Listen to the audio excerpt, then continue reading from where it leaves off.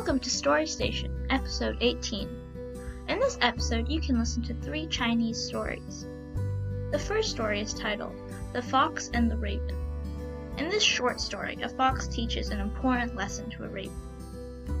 The second story is titled, Why the Dog and the Cat Are Enemies. Did you ever wonder why dogs are always chasing cats? Listen to this story to find out why. The third story is titled, The Miserly Farmer. This miserly farmer got taught a lesson with a bit of magic and some sweet, sweet pears. Hope you enjoy it!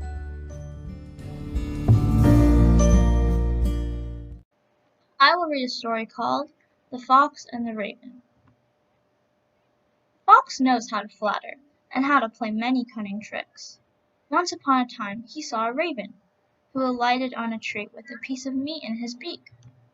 The fox seated himself beneath the tree, looked up at him, and began to praise him. "Your color," he began, "is pure black. This proves to me that you possess all the wisdom of Lao Tzu, and who knows how to shroud his learning in darkness. The manner in which you manage to feed your mother shows that your filial affection equals to that of Master Zhang had for his parents. Your voice is rough and strong.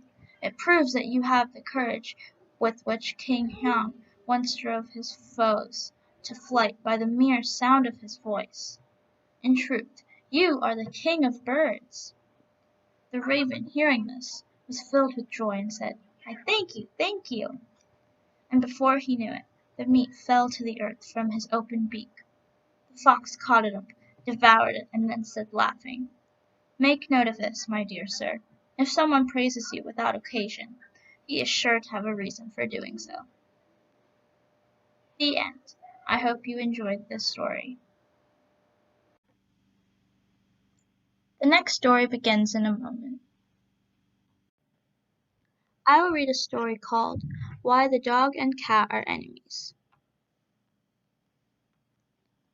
Once upon a time there was a man and his wife, and they had a ring of gold.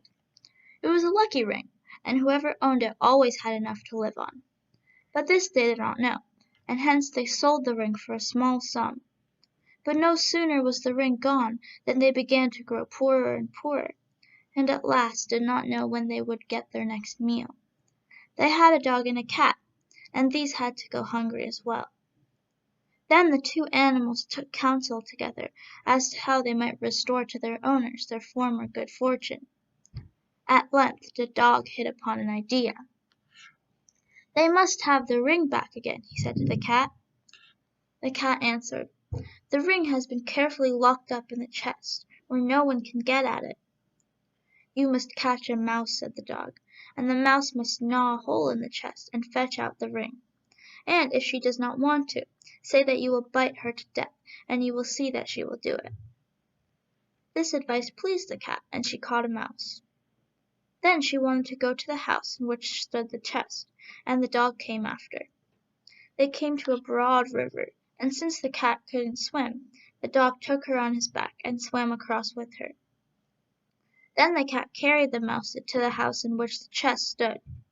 The mouse gnawed a hole in the chest and fetched out the ring. The cat put the ring in her mouth and went back to the river, where the dog was waiting for her, and swam across with her. Then they started to go out together for home, in order to bring the lucky ring to their master and mistress. But the dog could only run along the ground. When there was a house in the way, he always had to go around it. The cat, however, quickly climbed over the roof, so she reached home long before the dog, and brought the ring to her master.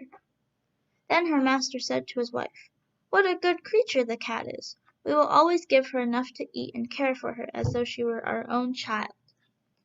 But when the dog came home, they beat him and scolded him, because they had not helped bring home the ring again. And the cat sat by the fireplace, purred, and never said a word. Then the dog grew angry at the cat, because she had robbed him of his reward. And when he saw her, he chased her and tried to seize her. And ever since that day, cat and dog are enemies. The end. I hope you liked this story. The next story begins in a moment. I will read a story called The Miserly Farmer. Once upon a time there was a farmer who had carted pears to the market. Since they were very sweet and very fragrant, he hoped to get a good price for them.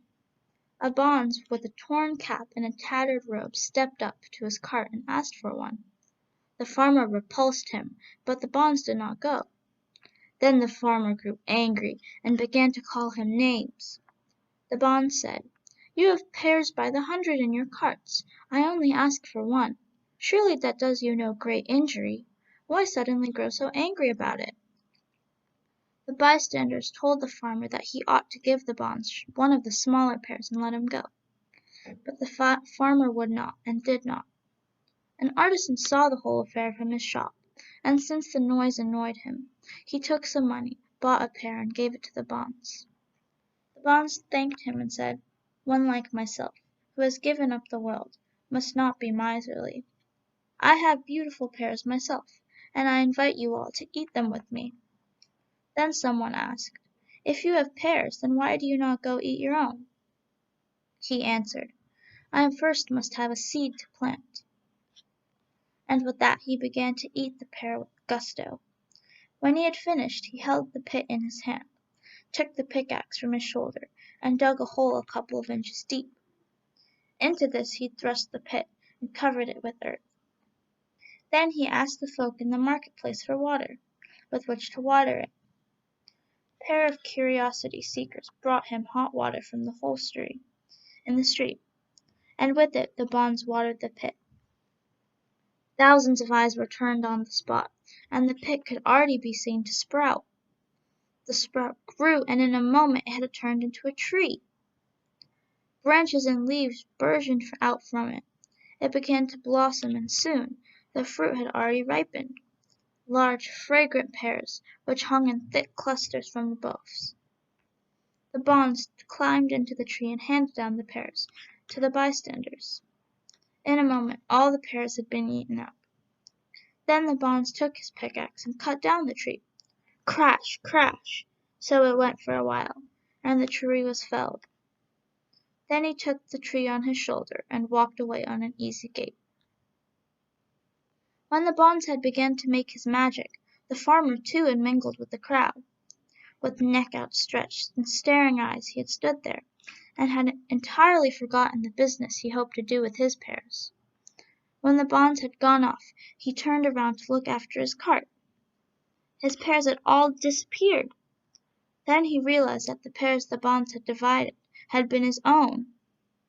He looked more closely, and the axle of his cart had disappeared. It was all plainly evident that it had been chopped off quite recently.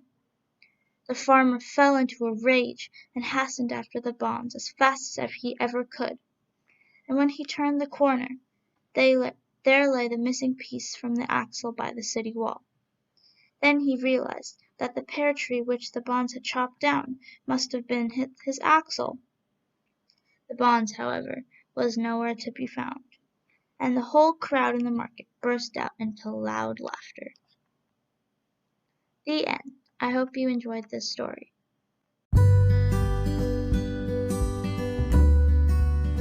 Thank you for listening to Story Station.